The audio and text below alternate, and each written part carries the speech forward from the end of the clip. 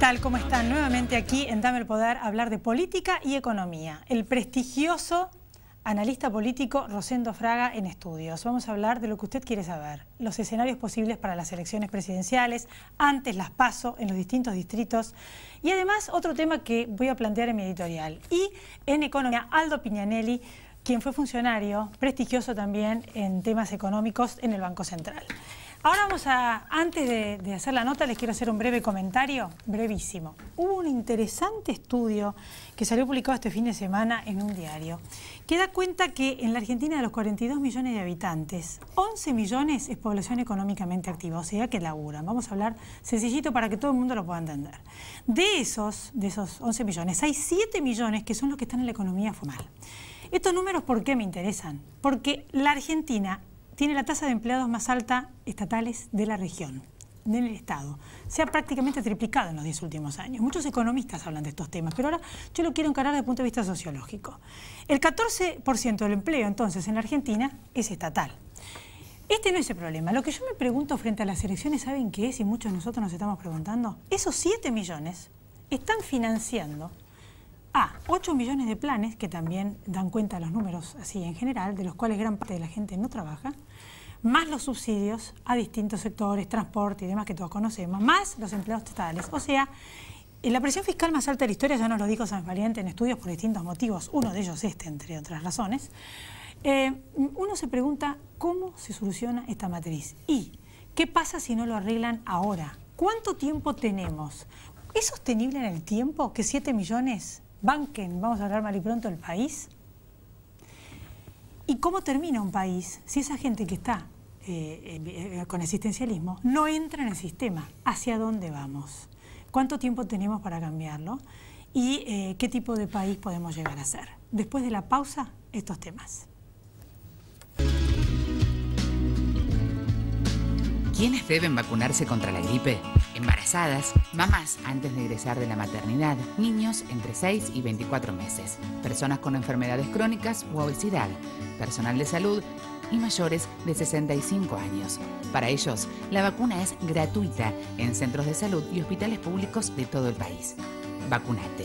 Es bueno para vos. Es bueno para todos. 0800-222-1002.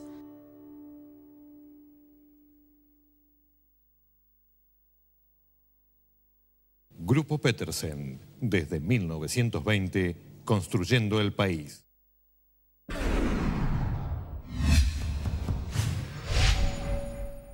Alquilar se puede. Ahora la ciudad te da la garantía y un préstamo inicial para que vos y miles de personas puedan elegir dónde vivir. Informate en www.buenosaires.gov.ar/alquilar se puede. Buenos Aires Ciudad, en todo estás vos.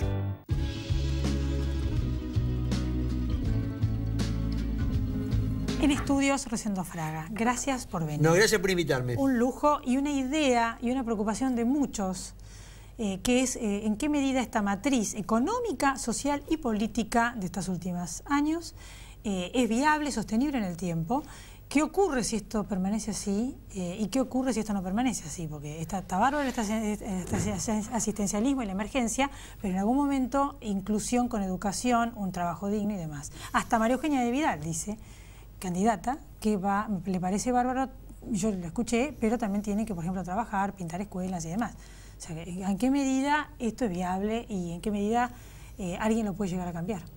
Bueno, yo creo que la historia demuestra que casualmente desde el Estado se pueden cambiar. Los países se cambian desde el Estado, no se cambian desde las ONG que hacen su contribución. Y por eso la importancia de la política, porque la política es la que genera, ¿no es cierto?, el acceso al poder. Yo creo que el punto es, ¿viste?, respecto a esto que vos planteás, que falta un gran debate nacional. Ahora vos me decís, ¿la sociedad argentina está exigiendo un cambio radical? Yo tengo que decir que no. No tenemos hoy la gente exigiendo un cambio radical, absoluto. Sí hay una crítica a determinados aspectos del kirchnerismo, sí hay unas ganas de que algunas cosas cambien, pero tampoco está la sociedad en un estado de pretender un cambio radical o un cambio total. Y esto también tenemos que asumirlo. Es como que tras el kirchnerismo la gente quiere un giro al centro. No sé si es un giro al centro. Pero no hay una presión social para un cambio, ¿no es cierto?, radicalizado. Casi yo diría que el próximo gobierno ya sea por condiciones políticas, económicas o sociales, va a tener que ser más un gobierno de transición, que prepare el terreno para algo, que ordene las cosas antes que un gran gobierno que pueda hacer transformación. No va a tener, va a ser un gobierno sin mayoría en el Congreso. No sabemos si saldrá la primera o la segunda, ¿no es cierto?, la segunda vuelta. El kirchnerismo deja montada una estructura de poder que va a continuar una serie de aspectos, ¿no es cierto?, y niveles. Yo quizás lo que le pedí al próximo gobierno es que se asuma como un gobierno de transición, que se asuma como un gobierno que tiene que ordenar y preparar el terreno, ¿no es cierto?, y que empiece el cambio. Pero tampoco le podemos exigir a un nuevo gobierno con una sociedad que tampoco está presionando para un cambio radical, un cambio muy importante. El otro día me decía una prestigiosa socióloga que hasta se está perdiendo la cultura del trabajo. Y entonces este punto justamente depende de que no quieren el cambio, depende de con quién hablen. Porque si hablas con un peón rural que está trabajando o con un empleado en un pueblo que está trabajando día y noche, no está contento de llegar a sus pagos, a su casa y encontrar al que está al lado viviendo del asistencialismo sin hacer nada y gana más que él. Y hablas con un sargento de la bonaerense y es lo mismo, y hablas con un policía y es lo mismo, y hablas con el que te surte nafta en la ruta 2 y es lo mismo. Y hablas con la gente, yo como periodista hablo y quieren un cambio. Está bien, pero ¿qué tipo de cambio? Porque cuidado con esto en el sentido de que si esto fuese así, primero, tendríamos alguna propuesta política que estaría planteando un cambio radicalizado. No es la propuesta de Scioli, no es la propuesta de Massa, tampoco es la propuesta de Macri, si vos la vas a desplegar en lo que están planteando en este momento. ¿Por qué no lo están haciendo? Bueno, no lo están haciendo porque no hay una opinión mayoritaria que les esté reclamando eso. Les reclaman menos corrupción, una justicia más independiente, mejorar la seguridad. No sé, me decís, mejorar. Lo que hay es un reclamo medio, yo te diría, mínimo de estándares para poder vivir. Pero las propuestas políticas las vemos muy diluidas, yo te diría muy difusas en alguna medida, y ninguno te está planteando hoy, de los tres primeros candidatos, un cambio realmente radicalizado. Suponete que esta matriz permanece, que 7 millones de personas están en la economía formal y el resto está en la informal o viviendo de los planes 8 millones. Bueno, y esa ecuación es obviamente negativa. ¿Cómo se desarrolla una sociedad? Pero para acá. Hoy son trabajadores privados formales 1 cada 3. Trabajadores privados formales 1 cada 3. Los demás son informales o estatales.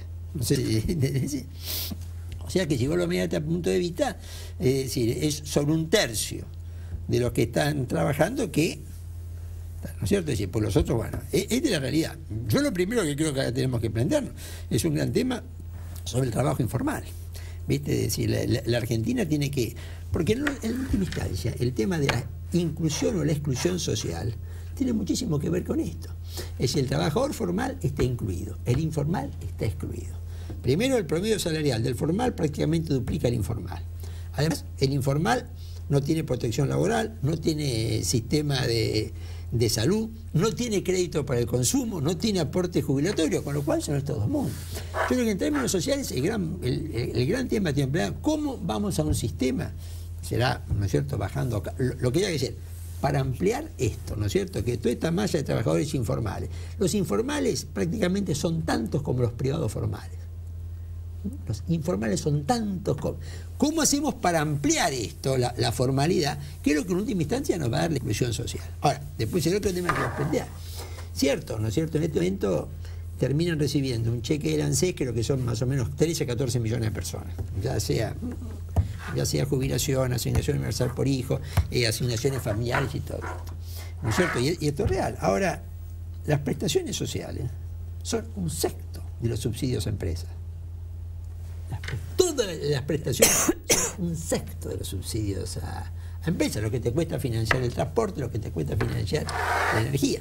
Entonces, yo creo que acá, ¿viste? Antes que plantearnos una reducción de los subsidios sociales, lo que tenemos que plantearnos es una modificación del sistema puramente de los subsidios económicos, que son 6 veces los subsidios sociales, donde sí, yo te diría que para mí, yo no soy economista, pero creo que un problema central del gobierno que viene es qué hace con este tema, porque cualquier ordenamiento del gasto público parte por una disminución de los subsidios los subsidios al transporte, los subsidios a la energía, y esto desde ya no es algo fácil, pero hay que asumirlo que ahí está el problema.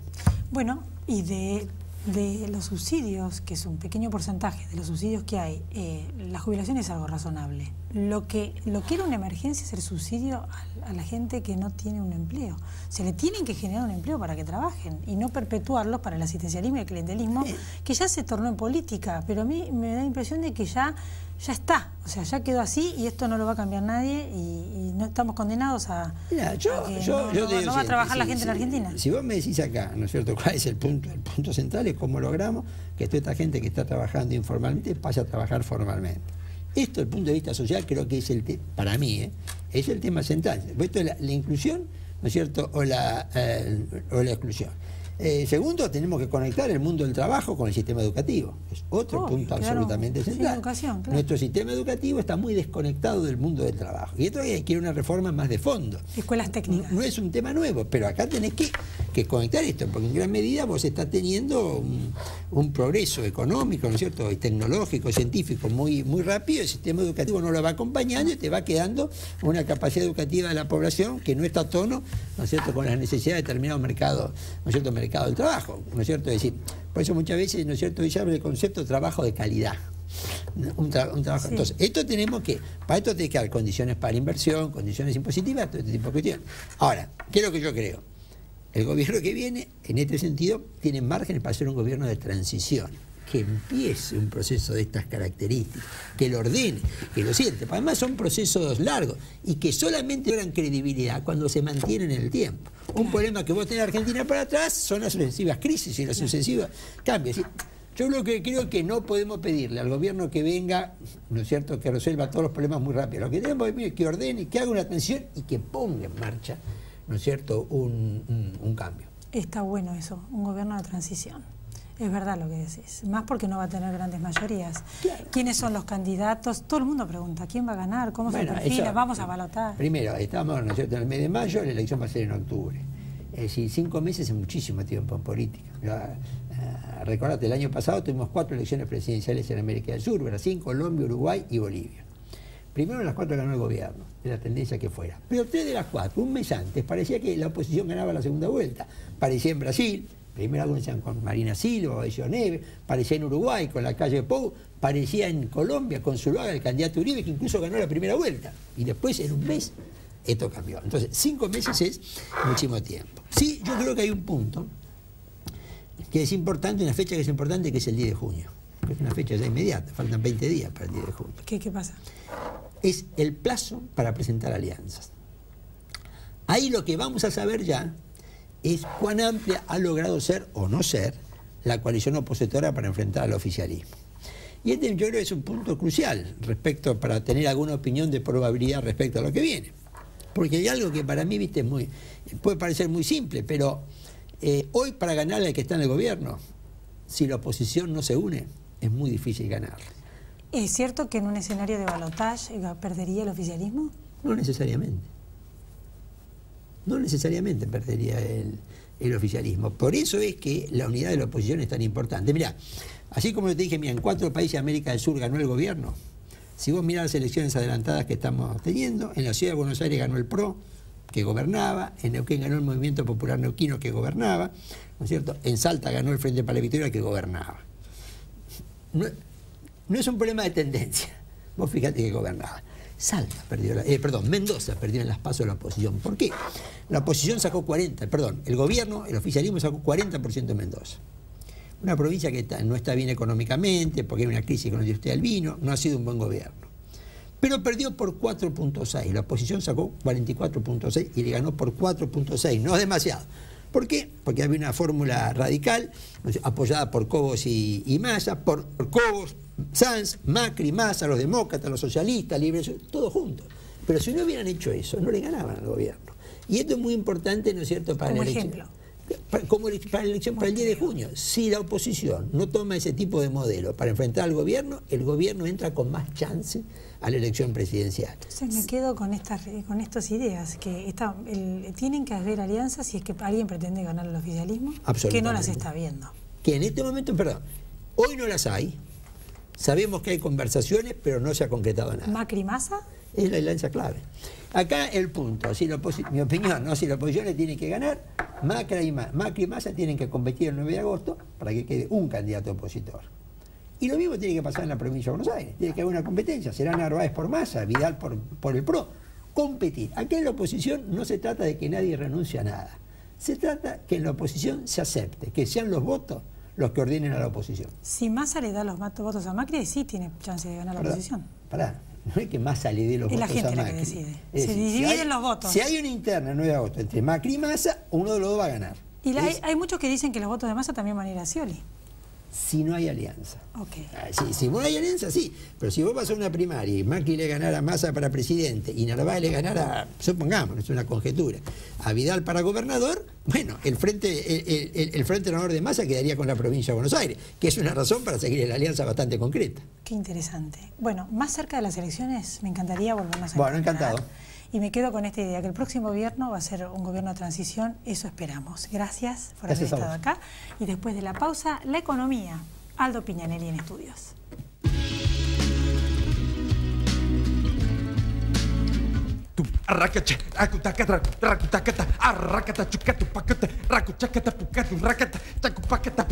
¿Necesitas una garantía para alquilar? Te puede pasar. Garantía Primer Hogar. Si necesitas una garantía para alquilar, acércate a Provincia Seguros.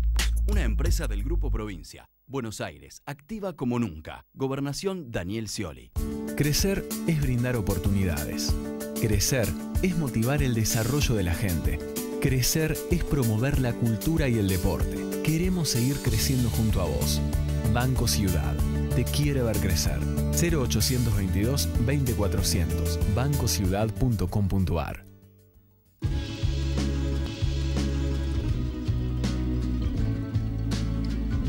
Aquí estamos entonces con Aldo Piñanelli. ¿Qué tal? Gracias por venir. No, al contrario. Bueno, hemos escuchado más de una vez y le preguntamos a todos los economistas lo mismo.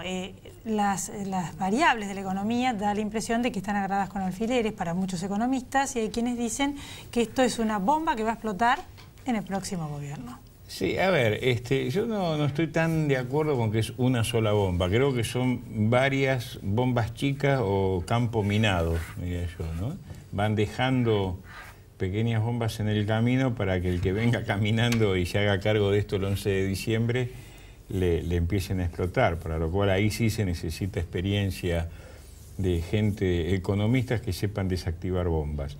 Sí, en realidad la economía argentina, el 2015 es una economía que está totalmente ligada al calendario electoral. O sea, todas las medidas que va tomando el gobierno es para llegar primero al 9 de agosto con el dólar blue lo más planchado posible, atrasan el tipo de cambio, que la inflación no se le dispare más de lo que ya se le está disparando y aumentando enormemente el gasto público. Hay un gran despilfarro en el gasto público.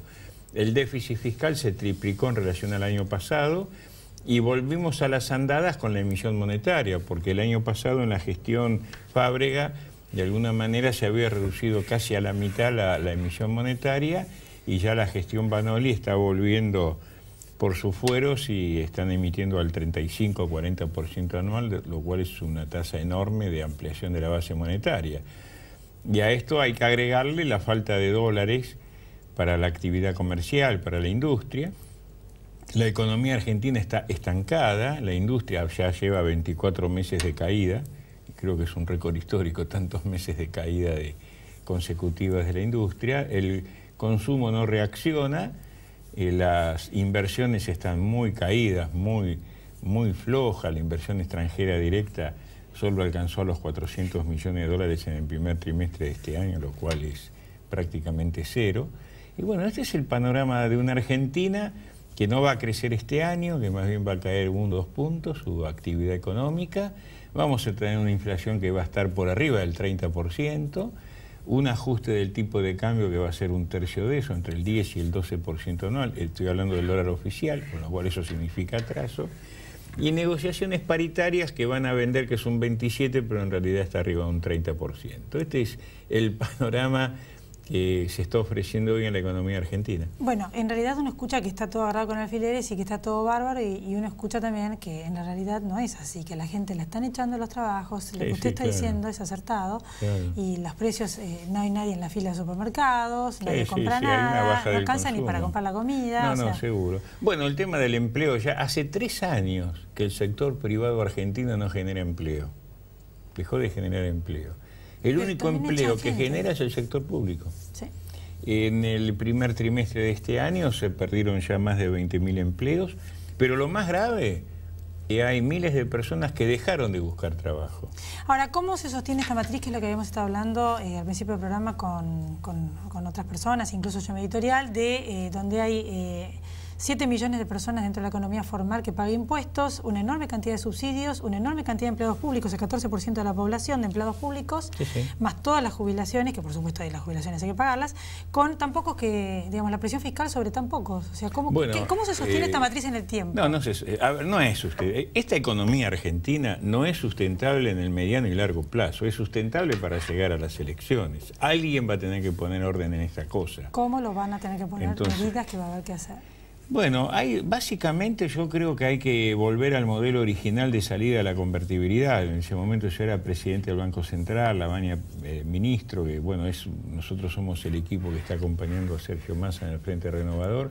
Hemos elaborado un plan de gobierno, un plan económico, que es volver a la racionalización del gasto público. Basta de despilfarro, acá se despilfarra en sueldos, en gastos de interés, en la obra pública, en los subsidios. Hay un gran descontrol en ese sentido, en la importación de combustible. Se paga el doble el precio del gas que se trae de Qatar del que nos vende Bolivia. Todo eso es dinero que incrementa el gasto público. O sea, hay que poner una gran orden. El otro día yo hablaba con un colega mío, economista, y yo le decía, mirá, acá más que un experto en macroeconomía, que lo necesitamos, vamos a necesitar un experto en microeconomía que analice el gasto rubro por rubro. Es meter un equipo a trabajar que analice el gasto público. Así que, primera medida, buscar un equilibrio fiscal lo antes posible, ir reduciendo gradualmente el déficit, que ya está en el 6% del Producto Bruto Interno. Se puede en un año bajarlo a menos de la mitad. El segundo tema es buscar un mercado único libre de cambios, con un dólar más competitivo que el actual. No serán los 12.60 o 12.70 que vale hoy el blue, pero tampoco los 9 pesos del oficial. Habrá que buscar un dólar intermedio. Volver al mercado único libre de cambios, como dije recién, ahí hay que tomar 10 medidas para más o menos en 100 días levantar el cepo cambiario. El cepo cambiario hay que levantarlo, no puede funcionar un país con esto. Buscar un equilibrio en la balanza comercial. ¿Es cierto que van a empezar a gravar otros sectores que hasta ahora no tributan, como los que nombró siempre Massa? Bueno, nosotros tenemos un plan de reforma tributaria muy profunda, en donde se deje de gravar injustamente a determinados sectores de ingresos, que no solo incluye a los empleados en relación de dependencia, sino a los autónomos, a los monotributistas, a los jubilados, y reemplazar por otros impuestos que hoy no se cobran, que nosotros lo definimos como los impuestos de renta fácil.